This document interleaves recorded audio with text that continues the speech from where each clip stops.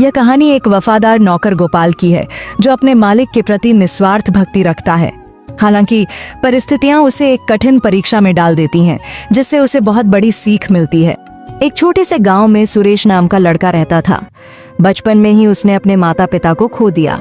उसके पास न कोई सहारा था, न ही उसके पिता की कोई जमीन।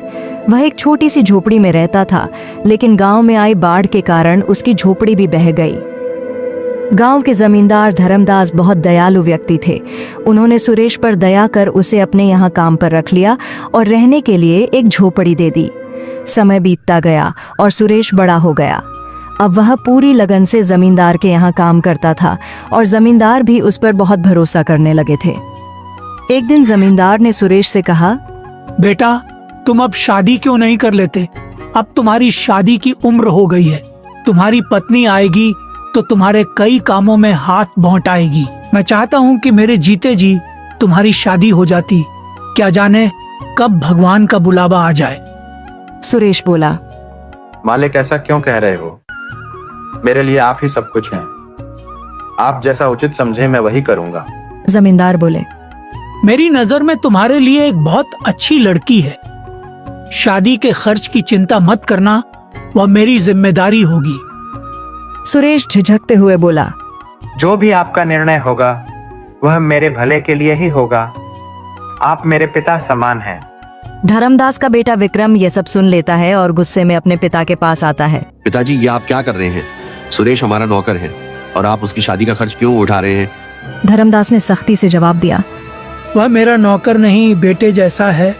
विक्रम चिढ़कर बोला, आप मेरे पिताजी हैं या उसके? धर्मदास नाराज होकर बोले, जब मैं बीमार था तब कहाँ गया था तुम्हारा अपनापन? तब सुरेश ने मेरी कितनी सेवा की थी। वह दिन रात मेरी देखभाल करता था और तुम अपने शौक में मस्त रहते थे। तुम मुझे मत सिखाओ कि कौन अपना है और कौन पराया। विक्रम और भी गुस्से में आ गया। उसने सोचा कि उसे सुरेश को रास्ते से हटाना होगा। विक्रम नशे और जुए की लत में डूबा हुआ था। एक दिन उसने अपने पिता से 10,000 रुपए मांगे, लेकिन जब जमींदार ने उसे पैसे देने से इनकार कर दिया तो वह भड़क उठा। विक्रम ने सोचा, अब मैं देखता हूँ कि मुझे पैसे कैसे नहीं मिलते। वह चोरी की योजना बनाने लगा। अगले दिन जमींदार की तिजोरी से 20,000 रुपए गायब हो गए। पूरे घर में हड़कंप मच गया। विक्रम मौके का फायदा उठाकर बोला, पिताजी, चोर और कौन हो सकता है? सुरेश ही होगा। सुरेश हैरान रह गया। उसने सफाई दी, मालिक, मैं ऐसा नहीं कर सकता। आप पर मेरा पूरा जीवन समर्पित है। लेकिन विक्रम ने उसे झूठा ठहराते हुए उसके घर की तलाशी की मांग कर दी। जमींदार ने पहले विक्रम के कमरे की तलाशी ली, लेकिन वहां कुछ नहीं मिला। फिर सुरेश की झोपड़ी की तलाशी ली गई और वहां से पैसे मिल गए। सुरेश स्तब्ध रह गया। यह कैसे हो सकता है?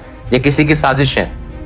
जमींदार का भरोसा टूट गया। विक्रम बोला, देख लिया पिताजी, अब पता चला कि कौन सच्चा है और कौन झूठा। धर्मदास को बहुत बड़ा झटका लगा। उन्होंने सुरेश की तरफ देखा, लेकिन कुछ नहीं बोले। सुरेश रोते हुए बोला, मालिक, मैं निर्दोष हूँ। मैं आपके लिए जान दे सकता हूँ, पर चोरी नहीं कर सकता। धर्मदास ने गहरी सांस ली और कहा, मुझे अब कुछ नहीं कहना, तुम यहाँ से चले जाओ। सुरेश वहां से दुखी होकर चला गया। लेकिन गांव के एक बुजुर्ग ने यह सब देख लिया था। उन्होंने जमींदार को बताया कि उन्होंने आधी रात को विक्रम को चुपके से पैसे छुपाते देखा था। धर्मदास को जब यह सच पता चला तो उन्हें बहुत पछतावा हुआ। उन्होंने तुरंत सुरेश को बुलाया और गले से लगा लिया। बेटा, मुझसे बहुत बड़ी गलती हो गई। मैं तुम पर भरोसा नहीं कर सका। विक्रम ही असली चोर है। सुरेश की आंखों में आंसू थे, लेकिन उसने जमींदार से कहा, मालिक, आपको दोषी महसूस करने की जरूरत नहीं। आपके लिए तो मैं जान भी दे सकता हूँ। धर्मदास ने विक्रम को घर से निकाल दिया और उसे अपनी गलती सुधारने का आदेश दिया। विक्रम का झूठ उजागर हो चुका था। गांव के लोग जमींदार के फैसले की सराहना करने लगे। सुरेश को फिर से जमींदार ने अपने साथ रख लिया और उसे अपना उत्तराधिकारी बना लिया। इंसान की असली पहचान उसके कर्मों से होती है, न कि उसकी संपत्ति से।